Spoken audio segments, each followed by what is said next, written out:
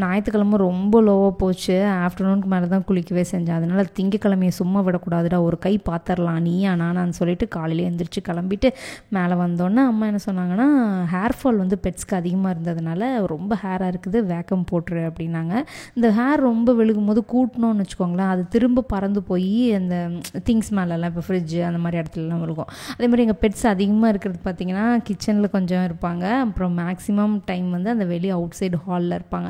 அதனால் ஃபஸ்ட்டு கிச்சனுக்கு நல்லா வேக்கம் போட்டுட்டு, ஏன்னா குக் பண்ணுற ஏரியா பார்த்திங்களா, அதனால் இப்போ அடிக்கடி வேக்கம் போடுறது. பெட்ஸ் இருந்தாலே தெரியும், பெட்ஸ் வச்சுருக்க எல்லாத்துக்குமே தெரியும், கொஞ்சம் சிரமப்பட்டு தான் நம்ம வந்து க்ளீனிங் ஒர்க்லாம் பண்ணோம். பெட்ஸு ரொம்ப ரொம்ப நமக்கு ஹாப்பினஸ் கொடுப்பாங்க. அதே மாதிரி அவங்கள மெயின்டைன் பண்ணுறது, டேக் கேர் பண்ணுறதோட ஒர்க்ஸும் கொஞ்சம் அதிகமாக தான் இருக்கும். இப்போ அந்த குழந்தைங்க இருக்கிற வீட்டிலலாம் பெட்ஸையும் பார்த்துட்டு குழந்தைங்களையும் எப்படி பார்ப்பாங்கலாம் நான் யோசிச்சு பார்ப்பேன். கொஞ்சம் கஷ்டம் தாங்க, ஏன்னா 2 பேர்த்தையும் ரொம்ப பேம்பர் பண்ணணும். அப்போது 2 டபுள் ஒர்க் ஆகும், அதெல்லாம் ரொம்ப ரிஸ்க்கு. பெட்ஸ் எல்லாம் வாங்கிட்டு நம்ம ஈஸியாக வீட்டில் வச்சுட்டு விளையாடிட்டு கொஞ்சிட்டு இருப்போம். பட் அதை மெயின்டைன் பண்ணுற உண்மையிலே நம்ம அம்மாங்களுக்கு தான் தெரியும்னு நினைக்கிறேன். இப்போ வந்து அவங்க கொஞ்சம் சிக் ஆகிட்டாங்க பார்த்தீங்களா, அதனால் அந்த மெயின்டெனன்ஸ் ஒர்க்கை நான் வந்து டேக் ஃபார்வர்ட் பண்ணும்போது தான் அதில் இருக்கிற கஷ்டம்லாம் தெரியுது. அப்போ அதுக்குன்னு பெட்ஸை விட்டுற முடியுமா? விட முடியாது. ஏன்னா அவங்க வந்து ஃபேமிலியில் ஒரு மெம்பர்ஸ் மாதிரி. லாஸ்ட் டைமே நான் சொல்லியிருந்தேன் சாணி எங்கள் வீட்டுக்கு எப்படி வந்தான்னு. அவள் வந்ததுக்கப்புறம் அவளை நாங்கள் வச்சுக்கலாம் டிசைட் பண்ணுறதுக்கு ரொம்ப ஹெல்ப்ஃபுல்லாக இருந்தது ஆசீர்வாதம் தாங்க. ஆசீர்வாதத்துக்கு வந்து பார்த்திங்கன்னா கொஞ்சம் கூட பொறாமையே இருக்காது.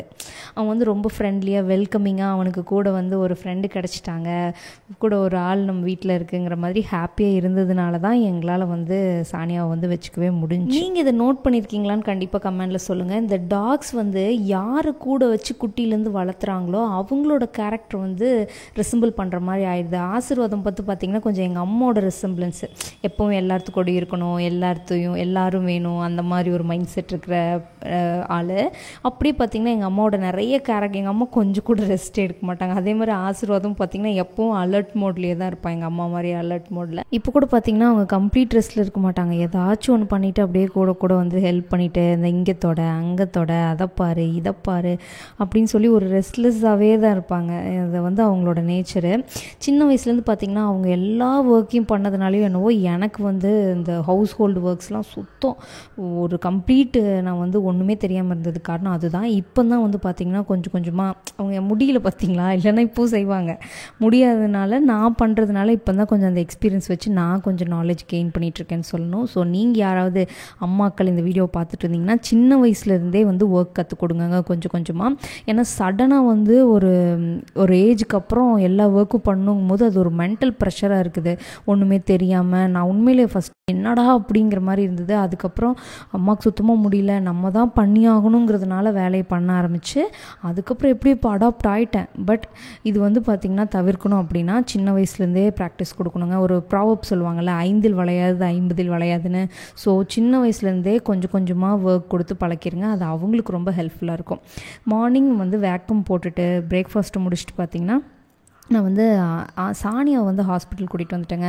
சானியாவுக்கு வந்து பார்த்திங்கன்னா ஒரு கண் வந்து தெரியாதுங்க, ரைட் சைடு கண் வந்து சானியாவுக்கு தெரியாது.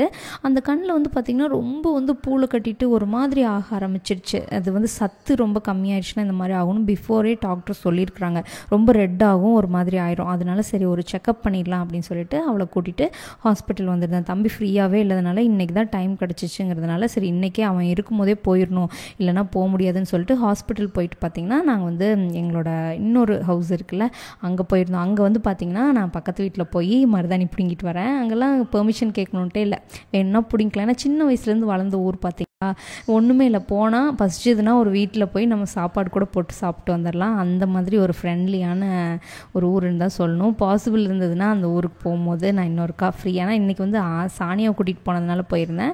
போயிட்டு அவளை கொஞ்சம் ஷேடோவில் வச்சு தண்ணி குடின்னு சொன்னேன். அவள் குடிக்கிற மாதிரியே இல்லை. அவளுக்கு என்னென்னா இப்போ வீட்டுக்கு போகணும். சானியா வந்து அந்த வளர்ந்த வீட்டிலேருந்து காட்டில் வந்து ரொம்ப கஷ்டப்பட்டா பார்த்திங்களா, அதனால சானியாவுக்கு வந்து ஒரு ஹாப்பினஸ் என்னென்னா அவள் வந்து வீட்டுக்குள்ளேயே இருக்கிறது தான். அதனால் வீட்டை விட்டு வெளியே போகிறதுக்கு ரொம்ப இன்செக்யூராக ஃபீல் பண்ணுவாள். அப்படி வெளியே போகணும் அப்படின்னா அம்மா கூட இருக்காங்கன்னா கொஞ்சம் கம்ஃபர்டபுளாக ஃபீல் பண்ணுவாள். ஏன்னா அம்மா தானே அவளை ஃபுல்லாக டேக் கேர் பண்ணிக்கிறாங்க. அந்த மாதிரி ஒரு மைண்ட் செட்டில் இருப்பாள். அதனால் ஹாஸ்பிட்டல் வந்துட்டு அவளை கூட்டிகிட்டு போகிற வரைக்கும் பார்த்திங்கன்னா அவளை ரொம்ப பேம்பர் பண்ணி ரொம்ப கேர் கொடுத்துட்டே இருந்தால் தான் ஸ்ட்ரெஸ் ஆகாமல் இருப்பாள். இந்த மாதிரி ஃபீல் பண்ணியிருக்கிறீங்களா? நம்ம வந்து ஸ்ட்ரெஸ் ரிலீஃப்காக பெட்ஸ் வளர்ப்போம், பட் அவங்கள ஸ்ட்ரெஸ் ஆகாமல் பார்த்துக்கிறதே வந்து ஒரு பெரிய ஸ்ட்ரெஸ்ஸாக மாறிடும். இந்த மாதிரி நீங்கள் ஃபீல் பண்ணியிருந்தீங்கன்னா மறக்காமல் கமெண்ட்டில் சொல்லுங்கள். சானியா வந்து பார்த்துட்டு அப்புறம் நாங்கள் வந்து வெயிட் பண்ணிகிட்டு இருந்தோம். கடைசியாக தம்பி வந்துட்டாங்க. வந்துட்டு அழகாக ஏறி வீட்டுக்கு போயாச்சு. சானியா வந்து 2 வீலர்லேயே ஹாஸ்பிட்டலுக்குலாம் கூட்டிகிட்டு போகலாங்க. ரொம்ப அமைதியாக கோஆப்ரேட் பண்ணி கம்முன்னு உட்காந்துப்பா. கார் எடுத்துகிட்டு போனால் பெட்ரோல் செலவு அதிகமாகும்ல, அதனால 2 வீலர்லேயே போயிட்டு 2 வீலர்லேயே என் தம்பி ஒர்க்கெல்லாம் முடிச்சுட்டு வந்தாங்க. ஒரு 1/2 hour மட்டும் வெயிட் பண்ணோம். அதுக்கப்புறம் வெயிட் பண்ணிவிட்டு தம்பி கூடயே ரிட்டர்ன் வந்துட்டோம். ஓகே, டாக்டர் வந்து ட்ராப்ஸ்லாம் கொடுத்துருக்குறாங்க. கொஞ்சம் நல்லா டேக் கேர் பண்ணிக்கணும், சத்து டானிக்கெல்லாம் நல்லா கொடுக்கணும், சத்து குறையும், ஏஜ் ஆயிடுச்சுல அப்படின்னு சொல்லியிருக்கிறாங்க. வந்துட்டு பார்த்திங்கன்னா நேற்று எனக்கு தான் கொஞ்சம் முடியல, டவுனாக ஃபீல் பண்ணேன்னா, அதனால் வந்து கொஞ்சம் மட்டன் குழம்பு வச்சுட்டு கொஞ்சம் மட்டன் எடுத்து எங்கள் அம்மா ஃப்ரீசரில் வச்சுட்டாங்க. எதுக்குன்னா இன்றைக்கி பிரியாணி பண்ணிடு, நாளைக்கு வேணால் பண்ணிக்கோ அப்படின்னு சொல்லி எடுத்து வச்சுட்டாங்க. ஸோ அதை வந்து காலையிலே வெளியே டீப் ஃப்ரீஸ் பண்ணுறதுக்கு எடுத்து வச்சுட்டு போயிட்டேன். அது வந்தோடனே பார்த்திங்கன்னா எங்கள் அம்மா அந்த மட்டன்லாம் சும்மா தான் இருக்க மாட்டாங்களே, மட்டன்லாம் வேக வச்சு வச்சுருந்தாங்க. நான் வந்துட்டு பிரியாணிக்கு கட் பண்ணுறது, அந்த ரெடி பண்ணுறதெல்லாம் பண்ணிவிட்டு பிரியாணி பண்ண ஆரம்பிச்சிட்டேன். பிரியாணி பண்ணுறதுக்கு ஒரு டிப்ஸ் சொல்கிறேன் கேளுங்க. வெங்காயம் வந்து நல்லா வணங்க விடுங்க, கரிஞ்சிடக்கூடாது, பட் நல்லா வணங்கணும். டிரான்ஸ்பரண்ட் ஸ்டேஜுக்கும் அப்புறம் நல்ல பொறுமையாக வணக்கி கொடுங்க. அதுக்கப்புறம் இஞ்சி பூண்டு பேஸ்ட்டு போட்டு, அந்த இஞ்சி பூண்டு பேஸ்ட்டு வந்து அடி பிடிக்கிற மாதிரி ஆகும். பட் ஆனால் பக்கத்துலேயே நின்று நல்லா வந்து அதை வந்து கிண்டி கொடுத்துட்டே இருந்தீங்கன்னா அடி அந்தளவுக்கு பிடிக்காது. இப்போ வந்து ஸ்டவ்வை கொஞ்சம் குறைச்சி வச்சுக்கோங்க அந்த இஞ்சி பூண்டு பேஸ்ட் போடுறப்ப. ஏன்னா ரொம்ப ஹை ஃப்ளேமில் வச்சுட்டு பண்ணாலும் ரொம்ப கீழே அடி பிடிச்ச மாதிரி ஆயிரும். அதே மாதிரி இஞ்சி பூண்டு போட்ட சமயத்தில் வந்து நம்ம அடுப்பை விட்டு அந்த பக்கம் மூவ் பண்ணக்கூடாது, கிண்டி கொடுத்துக்கிட்டே இருக்கணும். அதுக்கப்புறம் புதினா, மட்டனு, பிரியாணி மசாலா இதெல்லாம் போட்டதுக்கப்புறம் பார்த்திங்கன்னா அந்த மசாலா நல்லா ஸ்டிக் ஆகும். அந்த டைமில் கொஞ்சம் கேர்டு ஊற்றுனீங்க அப்படின்னு சொன்னால் அந்த ஸ்டிக்கானதெல்லாம் போயிடும். அதுக்கப்புறம் நீங்கள் தக்காளியும் ஆட் பண்ணிவிட்டு ஒரு மூடி போட்டு நல்லா வேக விட்டுடலாம். உப்பு மட்டும் போட்டுக்கோங்க, தக்காளி நல்லா வேகிறதுக்கு. லைட்டாக உப்பு போட்டுட்டு மூடி வச்சிட்டிங்க அப்படின்னு சொன்னால் தக்காளி வந்து நல்லா குக் ஆயிரும். அதே மாதிரி இந்த ஸ்டேஜில் ஒரு 3 minutes இப்படி மூடி போட்டு வேக வச்சா போதுங்க. அதுக்கப்புறம் அந்த கிரேவி எடுத்திங்கன்னா அப்படியே தொக்கு மாதிரி இருக்கும். இதை வந்து அப்படியே வந்து நம்ம சாப்பிடலாம், அந்த அளவுக்கு இது ரெடி ஆயிரும். இந்த ஸ்டேஜ் வந்ததுக்கப்புறம் தான் நம்ம தண்ணி ஊற்றுறதை பற்றியே யோசிக்கணும். இந்த அளவுக்கு இது நல்லா வணங்கி வந்துடணும். இந்த எண்ணெய் பிரியறதெல்லாம் பார்த்திங்கன்னா நிறைய எண்ணெய் ஊற்றினா, நான் வந்து அவ்வளோ நிறைய ஆயிலெலாம் ஆட் பண்ணல. நீங்கள் பிகினிங்கில் பார்த்தாலே தெரியும், அளவான ஆயில் தான் யூஸ் பண்ணேன். அதனால் எண்ணெய் பிரியுங்கிற டிப் வந்து இதுக்கு வந்து செட் ஆகாதுங்க. மட்டன்ங்கிறதுனால மட்டன் வேக வச்ச தண்ணி வந்து எவ்வளோ இருக்குதோ அதை மெஷர் பண்ணி ஊற்றிக்கோங்க. கூடவே வந்து பார்த்திங்கன்னா நல்ல தேங்காய் பால் எவ்வளோ முடியுமோ. இப்போ நான் வந்து நல்லா கெட்டியாக 1 டம்ளர் தேங்காய் பால் வந்துச்சு, அதை அப்படியே ஊற்றிட்டேன். தேங்காய் பால் நீங்கள் இது வரைக்கும் ஆட் பண்ணதில்லைன்னா கண்டிப்பாக ஆட் பண்ணி பாருங்கள். அது வந்து பிரியாணிக்கு ஒரு நல்ல டேஸ்ட்டு வந்து என்ஹான்ஸ் பண்ணி கொடுக்கும். அதே மாதிரி நான் இன்றைக்கி எடுத்துருக்கிற ரைஸ் வந்து பார்த்திங்கன்னா டபுள் டியர் சீரக சம்பா ரைஸு. இது எதுக்கு எடுக்கிறேன் அப்படின்னா, இந்த ரைஸ் ஒரு 40 minutes ஊற வச்சிட்டோம் அப்படின்னா 1 டம்ளருக்கு 2 டம்ளர் தண்ணி ஊற்றினோம்னா கரெக்டாக இருக்கும். சில ரைஸ் மாறுறதுனால தண்ணியோட அளவு மேலே கீழே போய் குழஞ்சிறது, இல்லை தண்ணி பத்தாமல் போகிறது, வேகாமல் போகிற ப்ராப்ளம் வரும். அதை அவாய்ட் பண்ணுறதுக்கு ஒரே மாதிரியான ரைஸு யூஸ் பண்ணிங்கன்னா நமக்கு ஹெல்ப்ஃபுல்லாக இருக்கும். அதே மாதிரி தண்ணி நல்லா கொதிக்கும் போது ஒரு 1/2 லெமனை புழிஞ்சு ஊற்றிக்கோங்க. நம்ம எடுக்கிற பிரியாணி ரைஸ்க்கு தகுந்த மாதிரி. நான் இன்றைக்கி ஒரு 3 டம்ளர் எடுத்திருக்கேன்னா நியர்லி பார்த்தீங்கன்னா ஒரு 350 கிராம் 400 கிராம் வரும் அந்த ரைஸு. அதுக்கு வந்து பார்த்திங்கன்னா ஒரு 1/2 லெமன், அவ்வளோதான். அதுக்கப்புறம் அந்த ரைஸ் போட்டதுக்கப்புறம் ஃப்ளேவருக்கு நல்லா வரதுக்காக புதினா கொஞ்சம் மேலே போட்டுட்டு விட்டுருங்க. அப்புறம் இந்த பபிள்ஸ் வரும். இந்த பபிள்ஸ் வரும்போது ஸ்டவ்வை வந்து 1/2 குறைச்சிருங்க. இந்த பபிள்ஸ் வரதுக்கு ரீசன் என்னென்னா, ரைஸு கீழே போய் தண்ணி வந்து மேலே வந்துடும். இந்த டைமில் கண்டிப்பாக அடி பிடிச்சிரும். அந்த டைமில் பக்கத்தில் இருந்து லைட்டாக ரைஸ் எப்படி தூக்கி மட்டும் கொடுங்க. ரொம்ப கிளறினீங்க அப்படின்னா ரைஸ் உடஞ்சிரும், அப்புறம் குழஞ்ச மாதிரி ஆயிரும். அதனால் லைட்டாக அப்படி தூக்கி கொடுங்க. அப்புறம் ஒரு ஸ்டேஜில் வந்து பார்த்திங்கன்னா மேலே தண்ணியே வராது, இந்த மாதிரி ரைஸ் மட்டும் வரும்.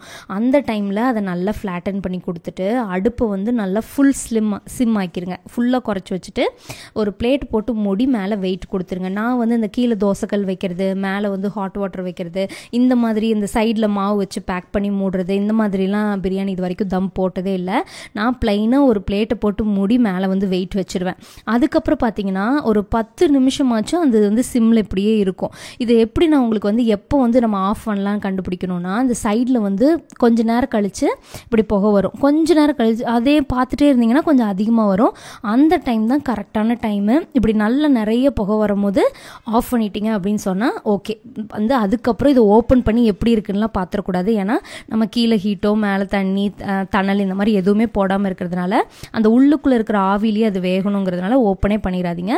ஒரு 15 நிமிஷம் கழித்து பொறுமையாக வந்து ஓப்பன் பண்ணிங்க அப்படின்னு சொன்னால் பிரியாணி சூப்பராக இருக்குங்க.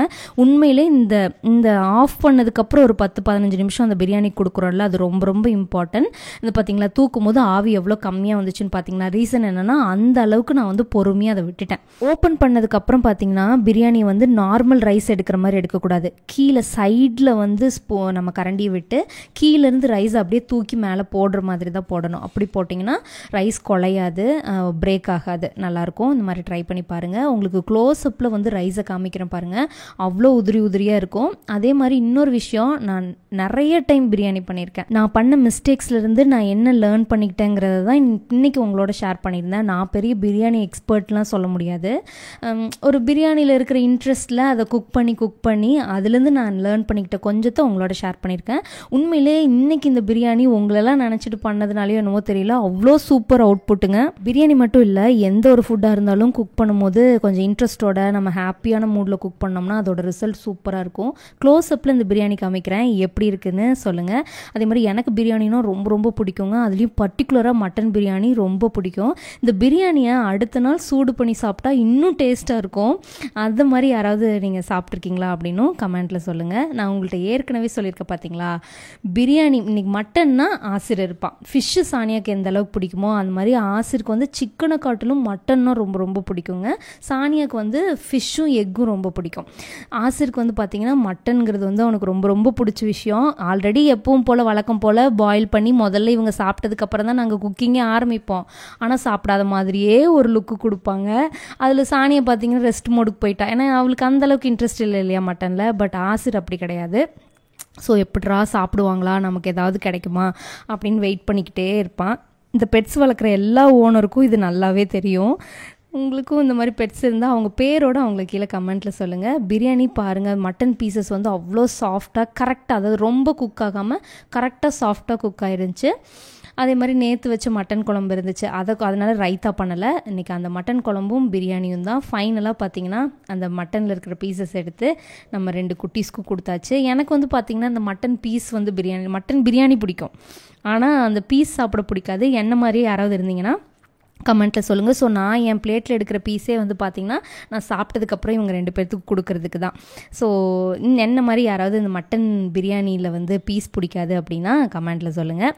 இன்றைக்கி இந்த வேலையெல்லாம் முடிச்சதுக்கப்புறம் பார்த்திங்கன்னா நான் பாத்திரமே கழுகலை. என்னமோ காலையிலேருந்து பரப்பரன்னு ஓடுன மாதிரியே எனக்கு ஒரு ஃபீலு.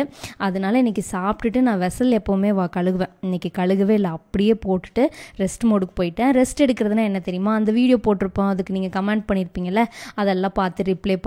அப்புறம் ரெகுலராக எனக்கு கமெண்ட் பண்ணுவாங்கள்ல, அவங்களோட கமெண்ட்ஸ்லாம் வந்துச்சுன்னா ரொம்ப ரொம்ப சந்தோஷமாயிரும். அப்புறம் அவங்க கமெண்ட் வரலன்னா ஏன் இன்றைக்கி கமெண்ட் வரல, என்னவா இருக்கும் அப்படின்னு திங்க் பண்ணிகிட்ருப்பேங்க. என்னமோ தெரியலங்க, ஒரு 2-3 டேஸாகவே ரொம்ப லோவாக ஃபீல் பண்ணுறேன், எனர்ஜி லெஸ்ஸாக இருக்குது. இந்த ரொட்டீன் இதுக்குள்ளேயே இருந்து போரிங்காக இருக்கா என்னன்னு தெரில. எல்லா டேவும் அப்படியே எனர்ஜியாக பாசிட்டிவாக அப்படியே இருக்கணும்னு அவசியம் இல்லை இல்லையா. முடிஞ்ச அளவுக்கு அந்த டேவை பெட்டர் ஆக்கிறதுக்கு ட்ரை பண்ணி அப்படியே கொண்டு போயிட்டுருக்கேன். நம்ம சேனலை இது வரைக்கும் சப்ஸ்கிரைப் பண்ணி சப்போர்ட் பண்ண உங்கள் எல்லாத்துக்கும் ரொம்ப ரொம்ப நன்றிங்க. நீங்கள் என்ன ஃபீல் பண்ணுறீங்கிறத கமெண்ட்டில் சொல்லுங்கள். இந்த வீடியோ பிடிச்சிருந்ததுன்னா லைக் பண்ணுங்கள். இது வரைக்கும் நீங்கள் சப்ஸ்கிரைப் பண்ணலைன்னா சப்ஸ்கிரைப் பண்ணி சப்போர்ட் பண்ணுங்கள். தேங்க்யூ ஃபார் வாட்சிங்.